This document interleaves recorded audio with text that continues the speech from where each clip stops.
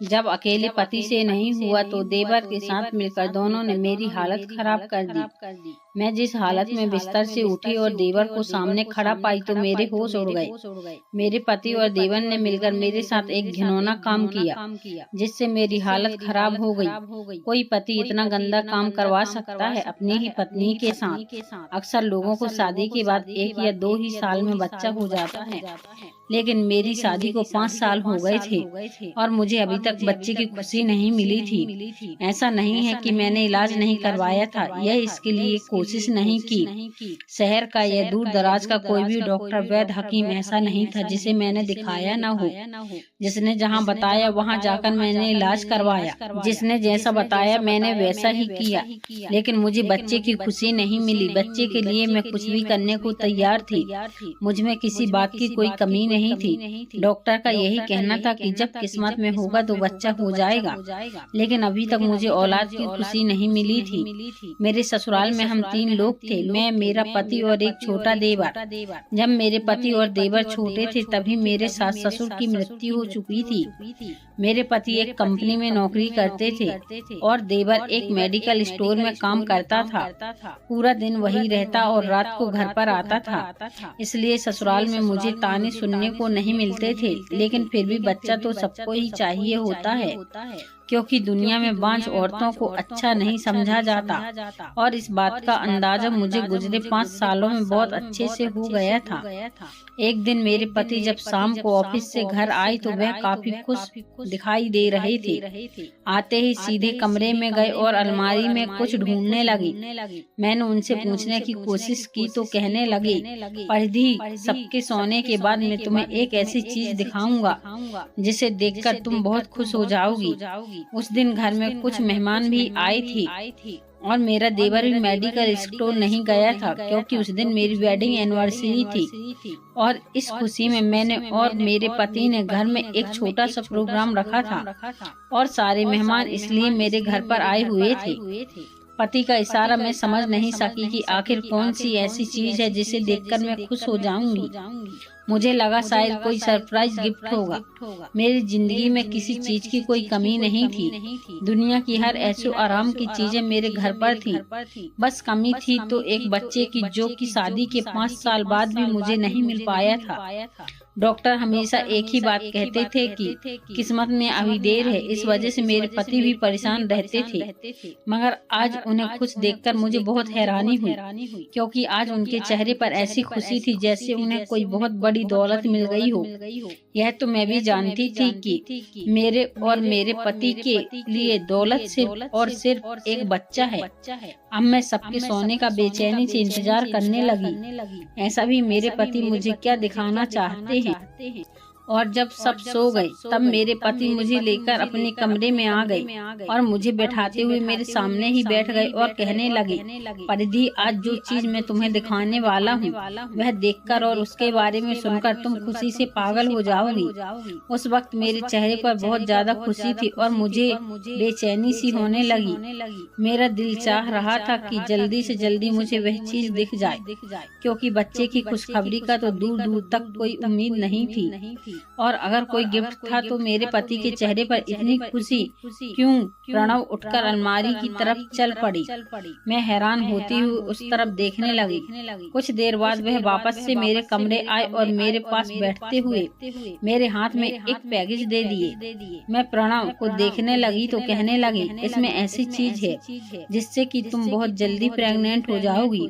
मुझे लगा मैंने गलत सुना है, लेकिन जब प्रणव मुस्कुराती हुई हाँ में सर हिलाए तो उनकी बात सुनकर पहले तो मुझे हैरानी हुई और फिर खुशी हुई, क्योंकि 5 साल तक मैंने कोई दवा नहीं छोड़ी थी। मुझे लगा शायद प्रणव भी कोई दवा ही लेकर आए हैं, इसके इस्तेमाल से मुझे बच्चा मिल सकता है। खुशी के मारे मेरी आंखों में आंसू आ गए, क्योंकि इस बार मेरे पति के लहजे में बहुत कॉन्फिडेंस था और उस वजह से मुझे भी यही यकीन हो गया था कि शायद यह दवाई असर करेगी, क्योंकि मेरे पति की बात में बहुत कॉन्फिडेंस था। और उसकी वजह से मुझे भी यकीन हो गया कि शायद यह दवाई असर करेगी। मैंने बेसब्री से उस पैकेट को खोला, मगर उसमें मौजूद चीज को देखकर मैं एक पल के लिए हैरान हो गई और फिर मैंने हैरत से प्रणव को देखा और उससे पूछा, यह क्या मजाक है? मुझे लगा शायद प्रणव ने मेरे साथ कोई मजाक किया था, क्योंकि ऐसा तो सिर्फ मजाक ही हो सकता है। कुछ पल पहले मिली खुशी अफसोस में बदल गई थी। अगर मजाक था तो निहायती ही बहुत बड़ा मजाक था, क्योंकि मैं बच्चों के मामले में बेहद सेंसिटिव थी। इन 5 सालों में मैंने लोगों के मुंह से बहुत कुछ सुना था। कोई मुझसे कहता था कि तुम बांझ हो और इसी वजह से नई शादीशुदा औरतें प्रेग्नेंट नहीं हो रही हैं। फिर प्रेग्नेंट औरतों को तुम्हारे साइज से भी दूर रहना चाहिए, जैसे मैं कोई अछूत थी या बच्चा न होने में मेरा कोई अपना स्वार्थ था। और अक्सर तो यह भी कहा जाता था कि परिधि जानबूझकर बच्चा पैदा नहीं कर रही है। अगर मैं किसी फंक्शन में चली जाती और किसी के बच्चे पर अचानक से मुझे प्यार आने लगता और मैं उससे प्यार करने लगती तो उसकी माँ फौरन मेरे हाथ से उसे छीनकर ले जाती, जैसे मैं कोई चुड़ैल हूँ और उसके बच्चे को खा जाती। मैं बस एक ममता की तरसी हुई औरत थी। मैं अपने बच्चे को सीने से लगाकर अपने एहसास को पूरा करना चाहती थी। लोगों ने तो जो किया सो किया था, लेकिन प्रणव ने तो आज तक मेरा साथ दिया था। कभी भी मुझे बांझ का ताना तक नहीं दिया था, दूसरी शादी की धमकी नहीं दी थी, बल्कि वह तो हर जगह मेरी ढाल बनकर जाता था। मुझे बस एक प्रणव पर ही तो भरोसा था, जो आज टूट चुका था। मेरी आंखों से आंसू बहने लगे तो प्रणव ने कहा, यह चीज है जो तुम्हें प्रेग्नेंट करेगी। मैंने एक बार फिर उस पैकेट में रखे हुए तेल की बोतल पर ध्यान दिया और उसे खोलकर देखने लगी। वह काले रंग का एक तेल था, उसके अलावा उस पैकेट में और कुछ भी नहीं था। मेरा दिल बुरी तरह से बुझ गया और मुझे लगा कि आज प्रणव ने भी मर्द होने का सबूत दे ही दिया। शायद वो भी मेरे बांझ होने पर मजाक बना रहे हैं। प्रणव ने मेरे हाथ से लेकर कहा कि यह वही चीज है जो तुम्हें प्रेग्नेंट कर सकती है। इसे खास तरीके से जड़ी बूटियों का रस डालकर तैयार किया गया है और अगर कोई भी बांझ औरतें इसे अपने पेट पर लगाकर सो जाएं तो वह प्रेग्नेंट हो जाती हैं। बस तुम इसे रात को पेट पर लगाकर रखो और खामोशी से सो जाओ ताकि अपना असर दिखा सके। मैंने कहा कि बस भी करो। और सब लोगों ने अब तक क्या मेरा मजाक बनाया था जो तुम मेरा मजाक बनाना चाहते हो? मेरी बात सुनकर प्रणव कहने लगे कि मैं सच कह रहा हूँ, लेकिन प्रणव की बातों पर मैं किसी भी तरीके से यकीन नहीं कर पा रही थी। आखिर कोई एक तिल किसी औरत को प्रेग्नेंट कैसे कर सकता है? मगर मैं अपने पति प्रणव की मर्जी के आगे मजबूर थी, क्योंकि प्रणव ने कहा, जहाँ इतना कुछ आजमाया है, इतने डॉक्टर को आजमाकर देखा है, एक दफा इस तेल को भी ट्राई करके देख लो। प्रणव ने मुझे इसके इस्तेमाल करने का तरीका बताया और हर हाल में तेल लगाने को कहा। प्रणव की जिद के आगे मैं राजी हो गई। तभी प्रणव का कॉल आया और वह फोन पर बात करते हुए वहां से बाहर चला गया। मुझे तो 100% यकीन था कि मैं इस तेल से कभी भी प्रेग्नेंट नहीं हो सकती हूँ। आखिर मैं एक पढ़ी लिखी थी, जिसका ऐसी फिजूल की बातों पर यकीन करना भी बहुत बड़ी मूर्खता थी। मगर पति को नाराज नहीं करना चाहती थी, क्योंकि वही तो एक था जो मेरे हर सुख दुख का साथी था, और नाराज हो जाता तो शायद इस दुनिया में मेरा जिंदा रहना भी मुश्किल हो जाता। इसलिए मैं उस तेल को पेट पर लगाकर लेट गई। पहले तो मुझे ऐसा लगा कि तेल मेरे पेट के अंदर जा रहा है, तो मुझे अजीब सा लगने लगा, कहीं सचमुच में इस तेल में कुछ खास तो नहीं है। लेकिन मुझे लगा कि मैं कुछ ज्यादा ही सोच रही हूँ। यह सिर्फ एक तेल ही तो है। लेकिन जल्दी ही मेरा पूरा जिस्म पसीना पसीना हो गया। मुझे नींद आ रही थी और न जाने कब मेरी आंख लग गई और मैं सो गई। सुबह जब आंख खुली तो प्रणव मौजूद नहीं थे। मेरा जिस्म अजीब सा दर्द हो रहा था और पूरा शरीर कांप रहा था। जब मैंने सामने देखा तो सामने बेड के पास मेरा 20 साल का देवर तेल को हाथ में पकड़कर खड़ा था। मुझे जागता हुआ देखकर उसके चेहरे पर शिकन छा गई। फिर वह बोला, भाभी मैं आपको जगाने आया था। भाई तो कब के ऑफिस जा चुके हैं। बाकी घर में जो मेहमान हैं वो भी उठ चुके हैं और सब लोग आपका इंतजार कर रहे हैं। वह घबराया हुआ लग रहा था। इससे पहले मेरा देवर कभी भी ऐसे मेरे कमरे में नहीं आया था। देवर दोबारा से कहने लगा, भाभी सब लोग आपका इंतजार कर रहे हैं। यह कहकर वह तेज कदमों से बाहर चला गया। सोकर उठने के बाद मुझे एक अजीब सी बेचैनी पकड़ ली थी। किसी काम में दिल नहीं लग रहा था, बस हर वक्त सर भारी भारी रहता। एक दिन गुजरे थे कि मेरी तबीयत खराब होने लगी तो मैं डॉक्टर के पास गई। डॉक्टर ने मुझे एडमिट कर लिया और रात को मुझे नींद की दवाई दी गई, जिससे मैं सारी रात सोती रही। मेरे बहुत सारे टेस्ट भी कराए गए थे। हालांकि मुझे कोई ऐसी बीमारी नहीं थी, लेकिन डॉक्टर ने मुझे एडमिट कर लिया है। जब अगले दिन मेरी रिपोर्ट देखकर डॉक्टर ने मुस्कुराते हुए कहा, ऐसी हालत में यह सब कुछ नॉर्मल है परिधि, आप माँ बनने वाली हो। एक तेल में ऐसा कौन सा जादू था कि मैं एक ही दिन में प्रेग्नेंट हो गई। लेकिन यह सुनकर मैं बहुत खुश थी, मगर मुझे यकीन नहीं आ रहा था कि आखिर यह हुआ तो कैसे हुआ। शायद यह कोई ख्वाब था, क्योंकि जिस खबर को सुनने का इंतजार मैं पिछले 5 साल से कर रही थी, वह खुशी मुझे आज ऐसी मिलेगी, यह तो मुझे मालूम नहीं था।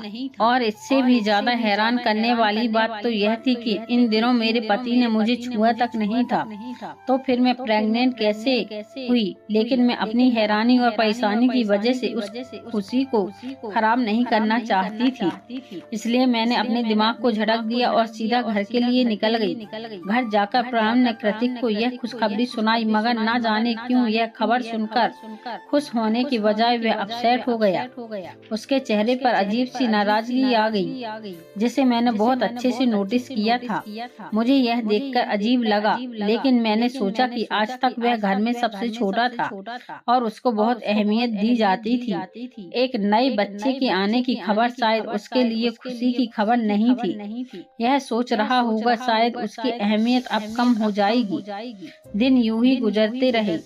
इन दिनों प्रणव मेरा बहुत ख्याल रखते थे और वह सब कुछ भूलकर इस खुशी को दिल से महसूस कर रहे थे। धीरे धीरे मुझे कहीं से अफवाह सुनने को मिली, जैसे जानकर मैं थोड़ी हैरानी हुई कि इस तेल से सिर्फ मैं ही नहीं बल्कि अब तक 100 औरतें प्रेग्नेंट हो चुकी थीं, जिनमें से एक मैं भी थी। मेरे इलाके में एक मेडिकल स्टोर बहुत मशहूर हो चुकी थी, जहां पर ऐसा तेल मिला करता था, जिसके बाद औरतें फौरन प्रेग्नेंट हो जाया करती थी। इत्तेफाक से मेरा देवर उसी दुकान पर काम करता था जहां पर यह तेल मिलता था। मेरे मोहल्ले में किसी भी बांझ औरतों को तेल चाहिए होता तो मेरा देवर ही उन्हें लाकर देता था। एक रोज मेरा दिल चाहा कि मैं कृतिक से पूछूं कि आखिर वह लोग ऐसा क्या जादू करते हैं इस तेल पर जो औरतें फौरन प्रेग्नेंट हो जाती हैं। लेकिन जब से मैं प्रेग्नेंट हुई थी, मेरा देवर तो मुझसे बात करना भी पसंद नहीं करता था, और फिर था तो वह छोटा ही। उसे ऐसी बातें करते हुए मुझे शर्म भी आ रही थी। मुझे प्रेग्नेंट हुए 6 महीने हो गए थे। अचानक एक ऐसा हादसा पेश हुआ जिसने मेरी रातों की नींद छीन ली। एक शाम जब मैं चाय बना रही थी कि मेरे पति हैरान परेशान घर आए और अपने भाई को छुपाने लगे। वह घबराते हुए कृतिक को अलमारी में छुपा रहे थे और साथ ही साथ कह रहे थे कि कुछ भी हो जाए तुम बाहर मत आना। मैं प्रणव से पूछ रही थी कि क्या हुआ है, मगर वह कुछ नहीं बता रहे थे। तभी अचानक पुलिस मेरे घर आई और मेरे पति प्रणव को पकड़कर अपने साथ ले गई। मैं इसकी वजह पूछती रही, उनके आगे हाथ जोड़ती रही, मगर किसी को मुझ पर रहम नहीं आया। मेरे पति ने अपने आप को छुड़ाने की कोशिश भी नहीं की। पुलिस चली गई तो मैंने रोते हुए देवर को बाहर निकाला। मुझे उस पर शक हो रहा था, न जाने उसने क्या किया था जिसकी वजह से प्रणव ने अपने आप को पुलिस के हवाले कर दिया। मैंने रोते हुए देवर को थप्पड़ मारा और कहा कि आखिर तुमने ऐसा क्या किया है कि तुम्हारी वजह से मेरे मासूम पति प्रणव को पुलिस ले गई। अभी तुम्हारी उम्र ही क्या है, इतनी सी उम्र में तुम्हें पुलिस को अपने पीछे लगा लिया। कुछ शर्म लिहाज है कि नहीं, या फिर सब बेचकर खा गए हो। कृतिक ने मुझे खा जाने वाली नजरों से देखा और फिर मुझसे बोला, जाकर अपने पति से ही पूछ लो कि मैंने क्या किया है, या फिर सब कुछ उन्होंने ही किया है। मैं तुम्हारे किसी सवाल का जवाब नहीं दे सकता और मेरे मुंह मत लगो, अपने काम से काम रखो। उसका लहजा ऐसा कभी नहीं था मानो वह मुझे मार ही डालेगा। इससे पहले उसने कभी भी मुझसे इस तरह से से बातें नहीं की थी। ना जाने कौन सा गलत काम करने में लग गया था, जिस वजह से उसका लहजा और तमीज सारी खत्म हो गई थी। मुझ पर तो कयामत टूट पड़ी थी। हर हाल में मैं अपने पति को वापस लाना चाहती थी। अगले दिन जो खबर मुझे सुनने को मिली, उसे सुनकर मैं तो सांस लेना भी भूल गई। उस मेडिकल स्टोर जहां पर तेल मिलता था, वहां काम करने वाले लोगों को पुलिस गिरफ्तार कर रही थी, क्योंकि वह दुकानदार तेल में बेहोशी की दवा मिली थी। इस तेल को पेट पर लगाने से औरतें बेहोश हो जाया करती थी। फिर उसके साथ न जाने ऐसा क्या होता था कि वह कुछ ही दिनों में प्रेग्नेंट हो जाती थी। मेरा दिमाग सोच सोचकर फटने लगा। मुझे अपने देवर पर शक हो रहा था, क्योंकि उस मेडिकल स्टोर में कृतिक काम करता था, जिसे मैं मासूम बच्चा समझ रही थी। वह उन औरतों के साथ, इससे आगे सोचकर ही मेरी रूह कांप गई। मैं जमीन पर बैठकर रोने लगी थी। तो फिर पुलिस प्रणव को क्यों लेकर गई थी? मुझे कुछ समझ में नहीं आ रहा था कि किस तरह अपने पति को बेगुनाह साबित करूं। तभी दरवाजा खुला और देवर घर के अंदर आया। उसके हाथ में एक बैग था, जिसको वह छुपाने की कोशिश करता हुआ तेज तेज भागते हुए अपने कमरे की तरफ जा रहा था। मैं समझ गई कि जरूर इसमें उसके खिलाफ कोई ऐसा कुछ मौजूद होगा, जो अगर मैं हासिल कर लूं तो अपने पति को बेगुनाह साबित कर दूंगी। मैं उसके कमरे की खिड़की की तरफ आ गई। थोड़ी सी खिड़की खोलकर देखा तो मेरा देवर वह बैग अलमारी में छुपा रहा था। उसने अलमारी बंद कर दी और उसे लॉक करके चाबी एक बॉक्स में रख दी। अब जैसे ही रात हुई, मेरा देवर गहरी नींद में सो गया। मैं चुपके से उसके कमरे में आ गई और वह बैग उसकी अलमारी से निकाला और उसके कमरे से बाहर आ गई। मैंने अपने कमरे में आकर दरवाजा बंद कर दिया और जब बैग खोला तो मेरे कदमों के नीचे से जमीन निकल गई। मुझे समझ नहीं आ रहा था कि मैं क्या करूं। उस बैग में बहुत सारी टेस्ट ट्यूब रखी थी। सुबह होते ही मैं सारी टेस्ट ट्यूब एक लाइब्रेरी में लेकर गई। जब उसकी जांच पड़ताल कराई तो मेरे होश उड़ गए कि ऐसा भी हो सकता है। मैंने कभी सोचा तक नहीं था, लेकिन अपने शक को पुख्ता करने के लिए जब मैंने अपना और कुछ औरतों का और उस तेल का टेस्ट करवाया तो रिपोर्ट सामने आई। उस रिपोर्ट को देखने के बाद मैं अपना सर पकड़कर बैठ गई। मेरे साथ साथ तकरीबन 100 औरतों के अंदर मेरे देवर के बच्चे पल रहे थे और वह देवर जिसको मैं खुद बच्चा समझती थी, वह तो ना जाने कब से सब कुछ कर रहा था। मोहल्ले की वह लेडी डॉक्टर जिसने मुझे एक रात के लिए हॉस्पिटल में रखा था, वह भी काम में शामिल थी। सारी औरतें उसी के पास जाती थी। उस मेडिकल स्टोर में तेल के साथ साथ उस डॉक्टर का कार्ड भी दिया जाता था और यह सब उसके देवर ने पुलिस को बताया, क्योंकि मैंने वह तमाम सबूत पुलिस के हवाले कर दिए ताकि मैं अपने पति को बेगुनाह साबित कर सकूं। पर मुझे अफसोस उस वक्त हुआ जब मुझे पता चला कि मेरे पति भी इस काम में मिला हुआ था। जब उस डॉक्टर को गिरफ्तार किया गया तो पता चला कि यह सब रायता उसी का फैलाया हुआ है। वह कोई डॉक्टर नहीं है, बल्कि एक साइंटिस्ट है और उसने ही मेरे देवर पर पहले एक्सपेरिमेंट किया और कामयाबी के बाद ही उसने यह प्लान बनाया था, क्योंकि बाज़ औरतें ही वह तेल लाखों का खरीदती थी और उनकी मजबूरी का फायदा उठाते थे और आमदनी आधी आधी कर दी जाती थी। इनका तरीका यह था कि औरतों को तेल से बेहोश किया जाता था और ऐसी दवा से उन्हें सुबह, जिससे उन्हें चक्कर आते, उनकी तबीयत खराब होने लगती। ऐसी तमाम दवाई उस तेल में मिली होती थी और जब वह लेडी डॉक्टर के पास जाती तो वह एक रात में हॉस्पिटल में एडमिट करके टेस्ट ट्यूब बेबी का काम करती और अगली सुबह ही रिपोर्ट में यह दिखा देती कि औरतें प्रेग्नेंट हो चुकी हैं। वह बिल्कुल बच्चों की तस्वीर और औरतें इस तेल को कारामती तेल समझ बैठती थी और खुद को बर्बाद कर लिया करती थी। मुझे खुद पर बहुत गुस्सा आ रहा था कि मैं पढ़ी लिखी होने के बावजूद भी मैं कैसे इन सब झांसे में आ गई थी। लेकिन सच कहते हैं कि बच्चों की चाह में कई बार औरतें गलत चीजों में फंस जाती हैं। उन पर बच्चों का प्रेशर न बनाएं। अगर बच्चे आपकी किस्मत में होंगे तो आपको जरूर मिल जाएंगे। हर किसी को कोई दिक्कत है तो सही तरीके से इलाज करवाएं। अगर इलाज के बाद भी बच्चे नहीं हो पा रहे हैं तो इस दुनिया में ऐसे बहुत से बच्चे हैं जिनके माँ बाप नहीं हैं। उन्हें अपनाकर उनकी जिंदगी को बेहतर बना सकते हैं। दोस्तों, आशा करती हूँ कि आपको हमारी कहानी पसंद आई होगी। कहानी पसंद आई हो तो वीडियो को लाइक करें। चैनल पर नए हैं तो चैनल को सब्सक्राइब करें। नोटिफिकेशन को जरूर दबाएं ताकि अगली अपडेट सबसे पहले आपको मिले। धन्यवाद।